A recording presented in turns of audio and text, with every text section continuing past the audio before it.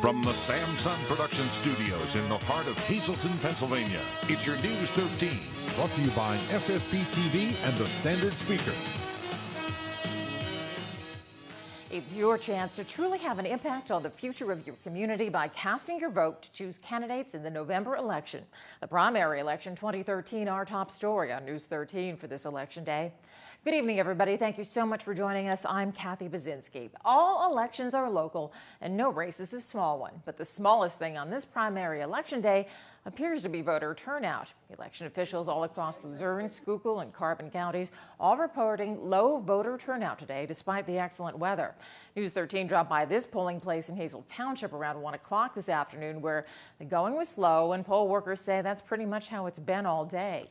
Election officials say that primary elections usually bring out about 20 to 30% of those who are registered to vote, with spikes in voting coming in areas where some races are hotly contested.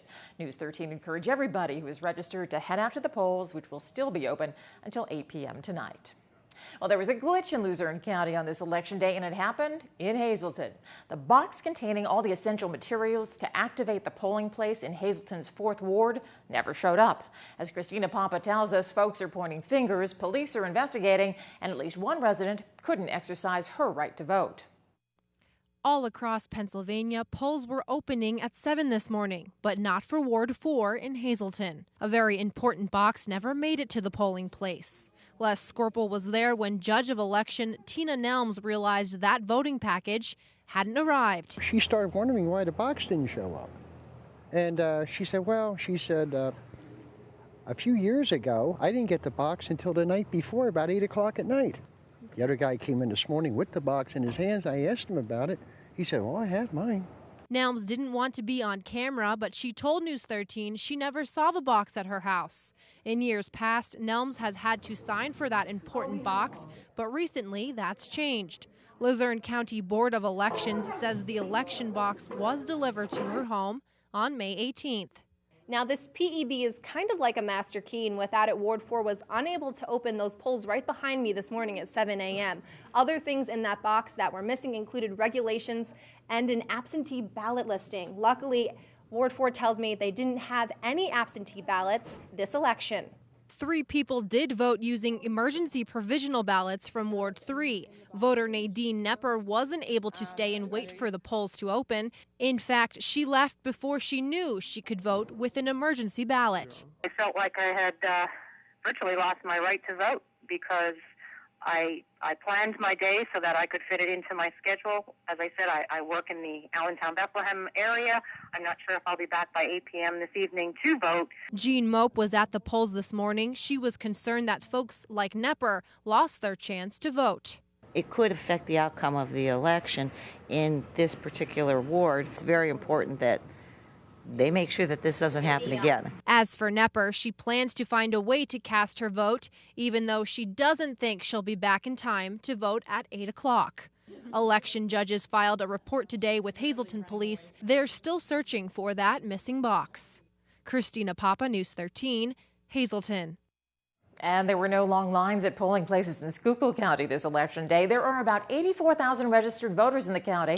But as Matthew Petrillo tells us, many polls sat empty with electronic voting machines just waiting to be used. There's nobody here. I don't know if anybody's voting today, so I don't know what's going on. There were some voters, but the numbers are so low, most polling places looked vacant. A lot of people don't vote in the primary because they don't think it's important. It's important to me because then I get a say in what I want done in my community. The Schuylkill County Election Bureau was hoping for sunny skies today, and it got what it wished for.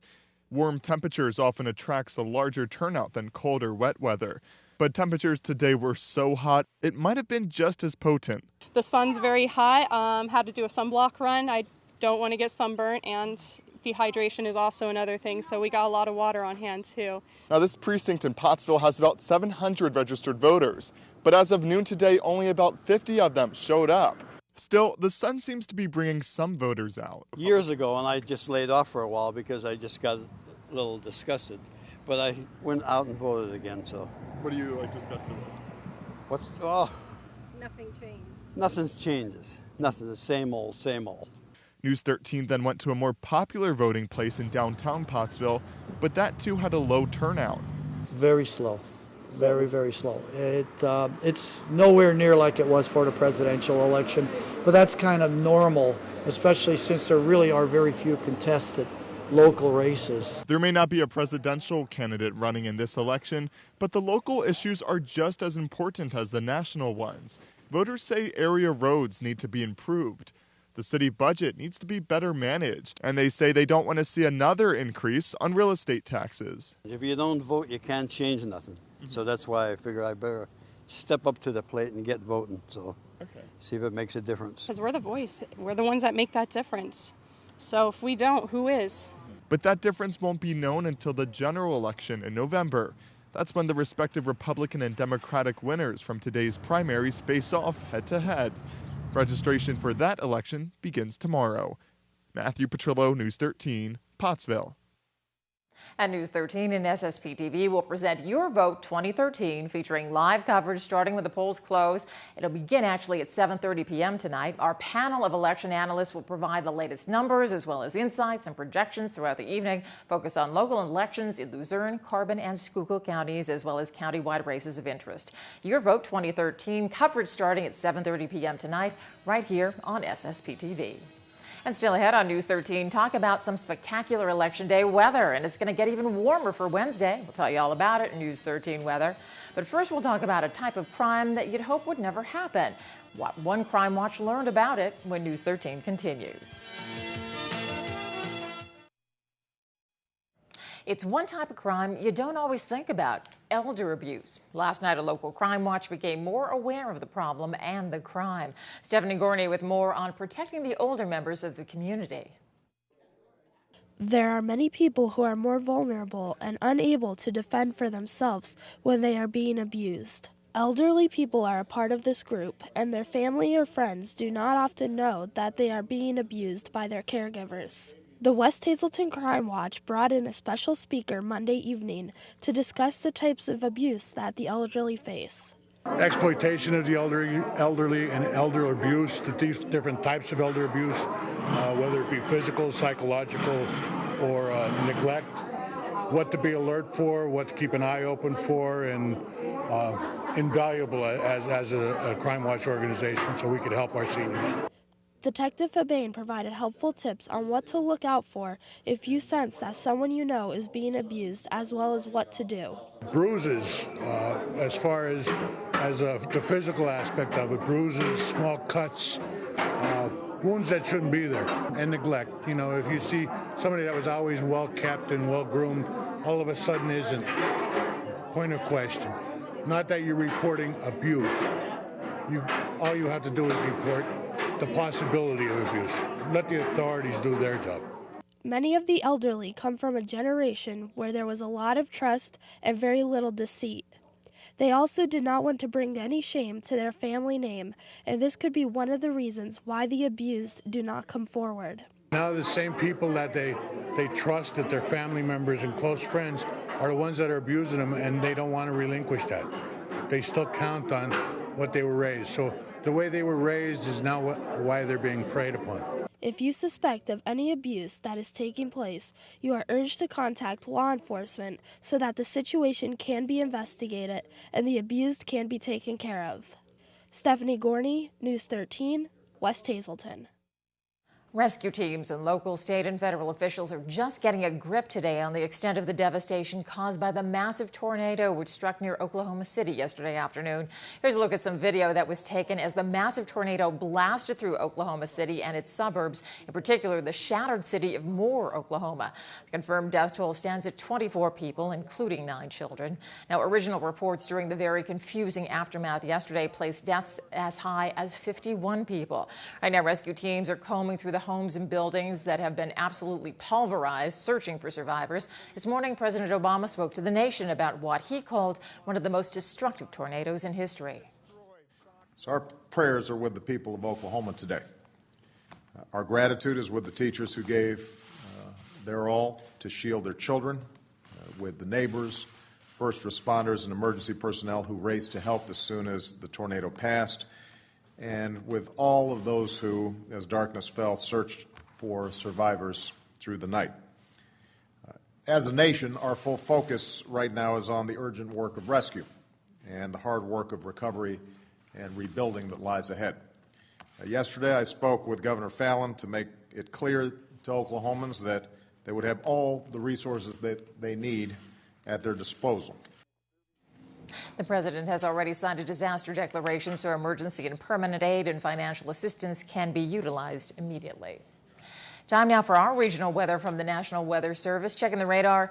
Not too much to see on this beautiful day, but there could be a chance of an isolated shower here and there, but we may see a little some of that activity pick up as we head into the evening hours. Our creative condition is all about a day with a little rain. It's by Alexis Matz, a student at Valley Elementary, and she and her friend are strolling between the raindrops with great big colorful umbrellas. Now let's take a look at News 13 weather from the National Weather Service for Greater Hazleton for tonight. Mostly cloudy with scattered showers and thunderstorms, a low only down to 66. Wednesday, mostly cloudy with a chance of showers and thunderstorms. High tomorrow near 81. That chance of showers and thunderstorms continues into the overnight with a low around 64 degrees. And now heading to Schuylkill County tonight, scattered showers and thunderstorms as well with a low down to 65 degrees. Wednesday, partly sunny, a chance of showers and thunderstorms, the high all the way up to 83. Chance of showers and thunderstorms at night with a low down to 65. So who's excited about the hot summer-like weather? Plenty of people, and News 13 caught up with folks outside today enjoying the warm weather. These folks took advantage of the nice weather today. This couple in Hazleton got some lawn work done. Others, however, opted out of the yard work and headed straight for the Valley High in West Hazleton. Great place to be around noon today for some lunch. With a break in the weather, families were finally able to get out and enjoy the warm day. And a better way to beat the heat than with a cold, delicious ice cream cone. And even though the warm temperatures meant you had to eat really quickly before it all melted, folks grabbing a bite to eat at Valley High told News 13 they're looking forward to summer, plenty more nice days, and lots of delicious cold treats. And let's check the winning midday lottery numbers. Good luck if you played. The daily 471, Big 4 5820, Quinto 10640, and the treasure hunt 2 4 13 17 23. Hope you won.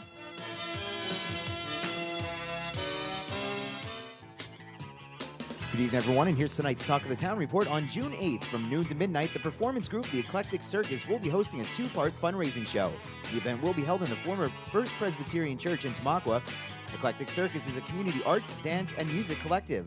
A kids' carnival will be held from noon to 5 p.m., and adult masquerade from 6 p.m. to midnight. For more information, please call 570-668-1622 or check out dancewithhoops.com. And finally, Leave No Trace, Enjoying the Outdoors Responsibly, is a program that will be held Sunday, June 30th from 2 to 4 p.m. at Nescobec State Park. This session will highlight the Leave No Trace Outdoor Skills and Ethics program, which is applicable to all outdoor enthusiasts and all environments. The program is free and registration is required by calling 570-403-2006. That's tonight's Talk of the Town. News 13 would like to send sincere condolences to the family and friends of these recently departed. Anna M. Wenches of Hazel Township. Arrangements are under the direction of the Frank J. Bonin Funeral Home and will be held at the convenience of the family. And Edward Herness of Freeland. The McHugh-Wilczek Funeral Home will announce complete arrangements. Tonight's obituaries have been brought to you by the Smilax Floral Shop located on 15th Street in Hazleton. For delivery to all local funeral homes, call 570-454-0111. And by Mia's. Once again, the Hazleton area's #1 rated restaurant. Call 570-501-3410 for information on luncheon packages.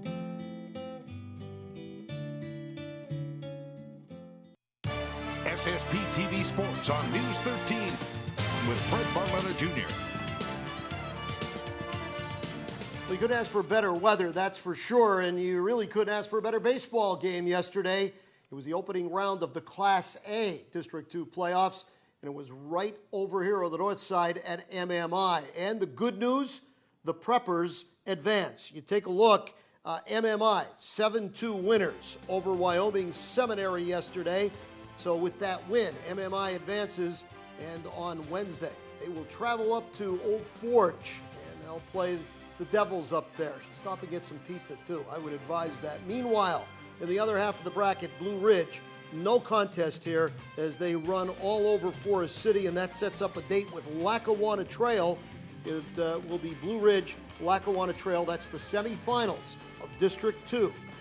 and that is Class A. Now, girls softball, the Lady Preppers not as fortunate. They get 10-run rule by Blue Ridge, so it will be Blue Ridge moving on to take on Lackawanna Trail, and then the winner of today's Susquehanna Forest City game will play Old Forge, and that's how the single A is going to go. Now, girls softball on the quad A side, Hazleton area is the number 2 seed, has a bye, but they're very interested in what happens today. Wallen, Pulpack, and Valley West play. Hazleton area will host the winner here in Hazleton, and that will be on Thursday. Meanwhile, Delaware Valley Scranton play today, and the winner there draws number 1 seed Williamsport. Let's go down to District 11. Here's what we've got. Girls softball quad A. Nazareth beats Pottsville, Emmaus, Pocono Mountain East, and then you'll have the teams that drew the bye. Girls single A softball, well, it's a wide open tournament. Monoy area is matched up against Nativity, Notre Dame, East Stroudsburg, and Minersville, and the Marion Phillies. Williams Valley, they've met a couple times this year, so that will be a renewal, but this time with advancing in the district tournament on the line. So it's getting nice and interesting. We'll wait and see what happens. Now, back here, closer to home, on the track yesterday, congratulations go out to both the boys and girls junior high teams from Hazleton Area High School. The boys, they outdistanced Coughlin yesterday, and with that win, they finish an undefeated season and Wyoming Valley Conference junior high champs. Ditto for the girls, who absolutely dominated Coughlin yesterday. And I'll tell you, I was down at that meet, watched a little bit of it. There is some really impressive looking talent on that junior high level. That bodes well for the programs going down the road. Kyle Landis, of course, still on the disabled list. His Akron team, well, they could have used him last night. They get upended by Bowie 4-3.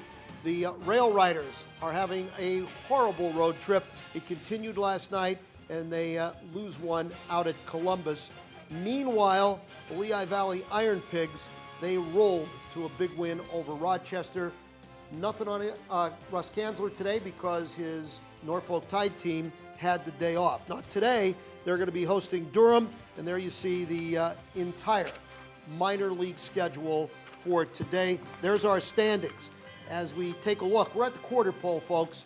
25% of the season done. The Toronto Buffalo Bison's team in first place. They're percentage points ahead of Pawtucket. You see the Rail Riders now 4 games back. They were sitting pretty before, but now they're back under 500.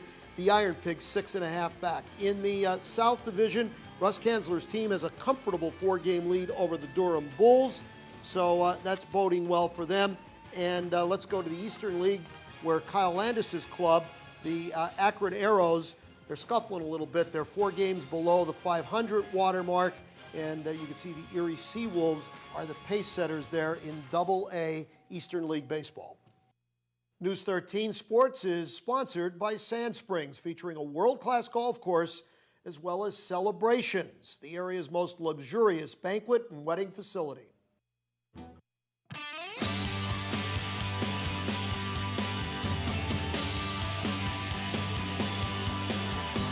Welcome to this week's Super Segment. Today I'm joined by Dr. Antonelli, and we're speaking about some new purchases to help protect the school. What have you purchased? We have purchased metal detectors for all of our elementary middle schools in our continuing effort to ensure safety for students and staff.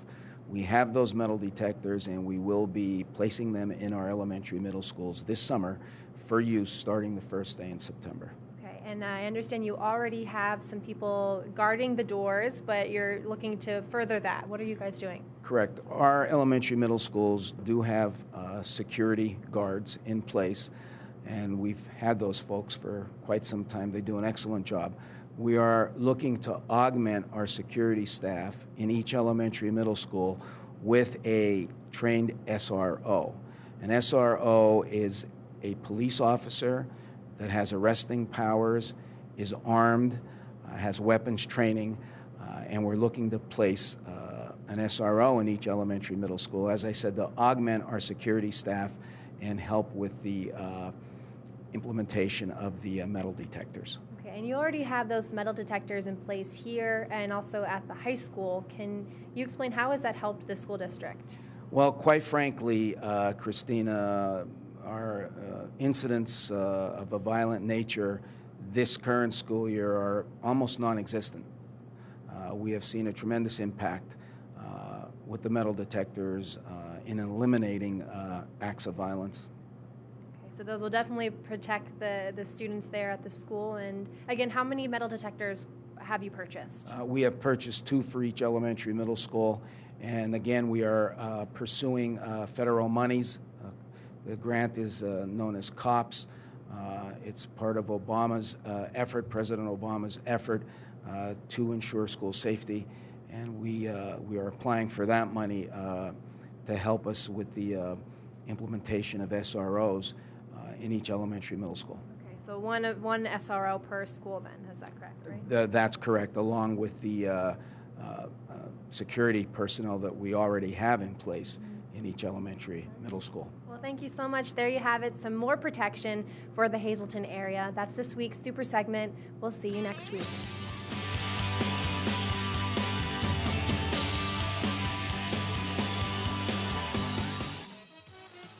And plenty more news and information headed your way on News 13. More on today's primary election and what appears to be rather low voter turnout. That story and much more news when the 13 crew comes right back.